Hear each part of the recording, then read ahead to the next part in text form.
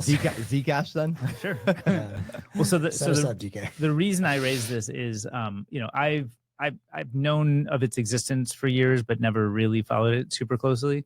But recently, I've gotten a bunch of pings from friends of mine in Silicon Valley who are like, I'd call them like mostly Bitcoiners, but then they're like, oh, have you heard so-and-so is saying something about Zcash? What's going on? So I've been getting a lot of those questions. I'm like, why is this all of a sudden like a topic? Why are we readdressing this? So I don't claim any expertise in it, but I did ask you guys in the chat, like, are you guys hearing this? Are you seeing this? Why is all this FUD coming up? Or like, is there something that we should be studying here? Is kind of the question.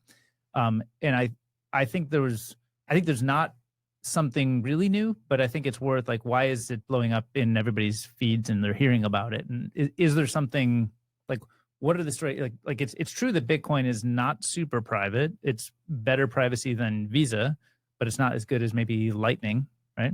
So I think from a starting point, people are like, oh, well, Bitcoin does have this privacy problem. And I think we and most Bitcoiners probably do care a lot about privacy. And we kind of can admit that at the base layer, Bitcoin doesn't have the privacy characteristic that you would hope for or aspire to. So the question is like, what kinds of things might make Bitcoin achieve the kind of privacy we want? And does Zcash offer some hope or promise, or is there something to learn from it that could be incorporated into Bitcoin? We also need to break down different types of privacy. Yeah. That rarely gets discussed when people are debating privacy, but it's really important because like different people are going to have different perspectives on this type of privacy is important to me. This one isn't, or this is important to society. This one isn't. And then also like, is this coin or this technology solution, does it solve that or this, that, or the other? Right. So one is like that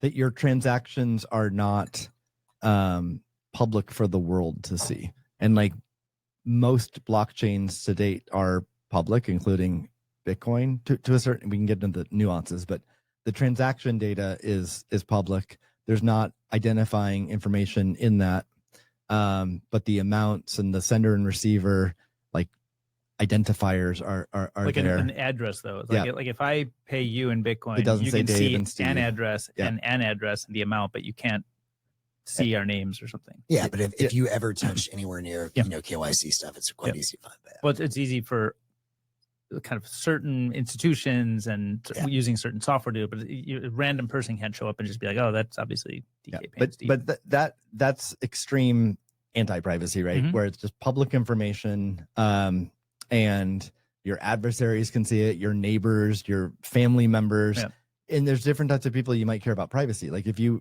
a 16-year-old buying video games or whatever, and you want to keep that a secret from your parents, you don't care about video games. Video games. You don't care about like China adversary or something like that. You just care about your parent adversary. Exactly. So there's different types of people you want to keep your privacy from. And then another is just like using Visa or Cash App or PayPal or whatever, or just your bank. And that's where that institution knows all about your financial history. They are regulated. They're generally safe. It's safeguarded so that it's not publicly revealed. There's a threat of like hacks and that data can leak, but they in most cases, do their best to minimize that risk. And it can be exposed to government, but that requires process, et cetera. So there's that type of privacy.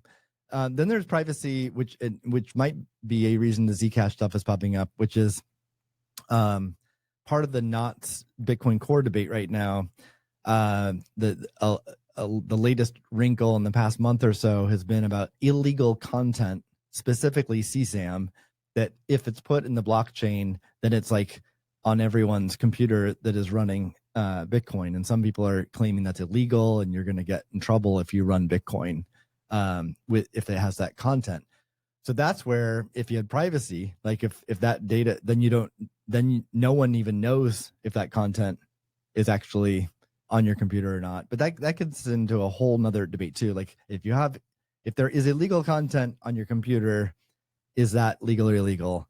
Even if you have like sort of nothing to do with it, you have no intent or whatever. Secondly, if it's encrypted, does that matter?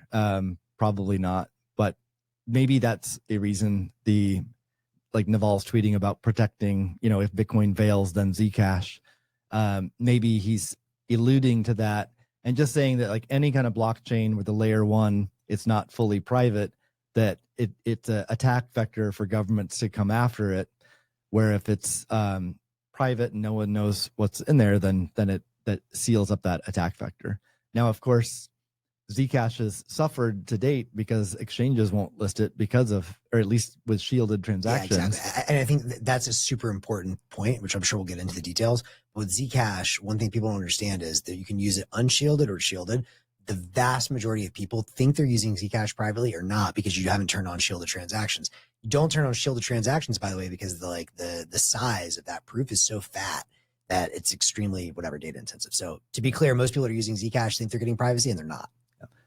So my take on this, the Zcash bubble from the past few months or whatever, it smells and looks and feels like a pump and dump to me, and just people pumping their bags and then come up with narratives around that or whatever. I'm not aware of any real no usage increase in Zcash. And in fact, one company said that they've literally seen 0 Zcash transactions in the past 2 months since the price increased. So I think it would be far more interesting if there was like a big usage increase. I'm not a big dark web user, but I hear that you hear his dark web friends tell him. My dark web friends that Monero dominates there and not Zcash. So to me, that's pretty telling. That's extremely telling. So any kind of, so to me, the more interesting question is like the higher level, get abstracting from any specific coin like Zcash or even Bitcoin, but just like the how important is privacy at layer 1 to protecting cryptocurrency from the state? I think that's an interesting question. Yep.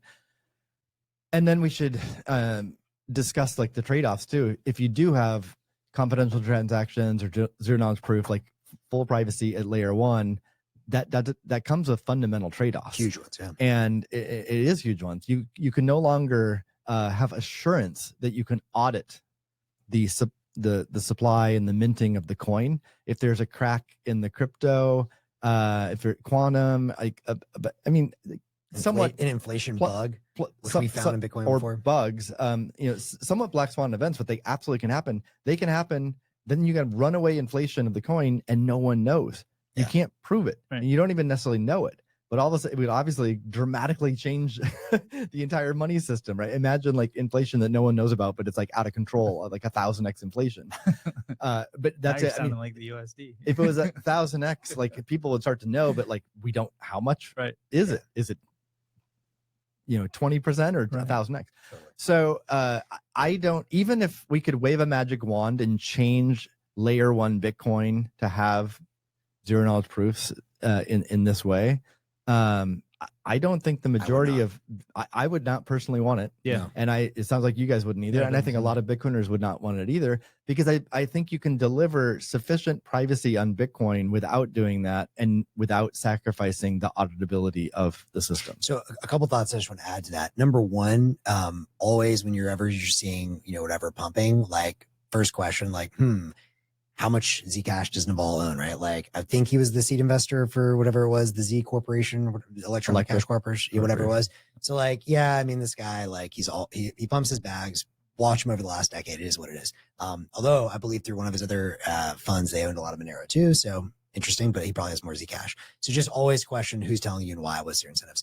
Number two, on the privacy point, I agree with you, Steve, 100% that like, I think one thing that's maybe clashed in the whole cryptocurrency world is like the sort of the order of operations and also the sort of value stack. The reality is, and this is kind of where I think we get in trouble with politics and everything. It's like, look, if everyone could promise like, a pony for everyone and sunshine and rainbows every day and pots of gold popping out of the sky, great. It's a fundamental human right. Yeah, it's fundamental human right. Amazing. But like, we live in, a world, at least as far as we know, in this dimension where there are trade-offs. And so you have to make difficult decisions. Good qualifier. Yeah, it's just like, unicorn and rainbows. Yeah, exactly. Unicorn and rainbows, and Satoshi comes and chills with that, like whatever. But so when you think about, order of operations, and this is, I think, a fundamental sort of debate in the Bitcoin community, is like, is it cypherpunk first and foremost, or is it sort of Austrian hard money Ron Paul? And, personally, I think the hard money thing is more important, right? First of all. But number two, even if you think they're both really important values, which I do, the other thing I think that the whole crypto community and people like Naval are like the poster children for this have gotten wrong, is you just have to zoom out and understand it will scale in layers and you just can't rush this thing, right? And so, we've talked about in the past, like, people were pumping Dogecoin and Litecoin and Bcash and all the things because Bitcoin is too slow. It's a payment system. It needs to be cash for everyone. It's like, yes, and it will get there.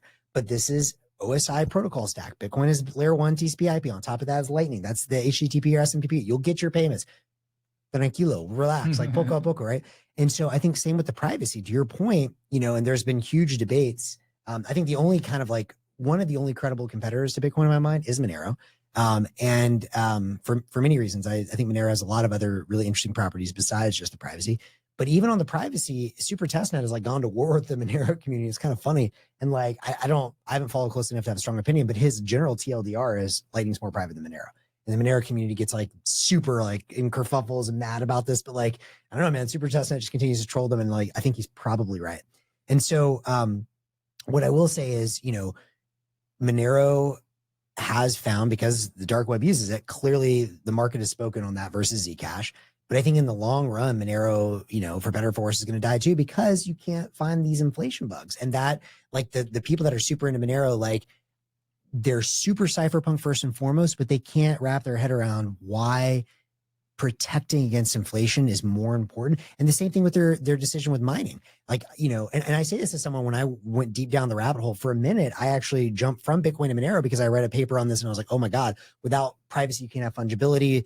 Monero has the pure launch, there is no token pre-mine. It's got all these other interesting properties. But then the more I started going deep on that, I was like, okay, but if you can never answer that question fundamentally, then like at some point something will break, whether it's, by a state actor, whether it's an accidental bug, like something's going to break and it will hyperinflate just like everything else.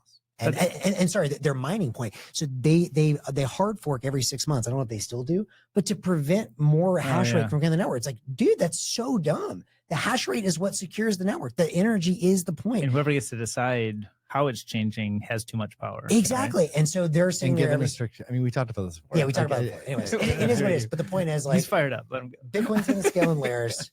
You have to have the auditability at layer 1. You'll get the privacy at layer 2 or layer 3. And yeah, so I think it's fair to just summarize, like, auditability is way more important than privacy, despite how much we all love and value and appreciate privacy. I'd qualify that. I wouldn't want the audience to take away at least my perspective. That's and my I think perspective. you guys agree that privacy is extremely important. Sure. Yep. It's just that I believe that Bitcoin can deliver the necessary privacy without having to impact layer 1. And even that needs nuance. There are many privacy improvements that have already happened and more in store that can impact layer 1 in a positive way. I just don't think we need to change it so that we lose auditability to get the privacy we need in Bitcoin. But privacy is very important to cryptocurrency. Yep. Yeah, for sure.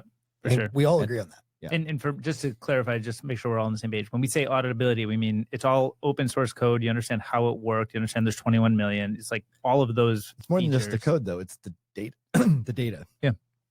So all of the transactions. The data is auditable. I think we know, like with Bitcoin, which transactions happened. You can do an initial block download with Bitcoin Core, and you yourself, self-sovereign, can know there has not been inflation on the system. So the number one thing, I think we've said this on the show before, but to like keep hammering this point home, because I think this is what Silicon Valley, everyone else needs to understand.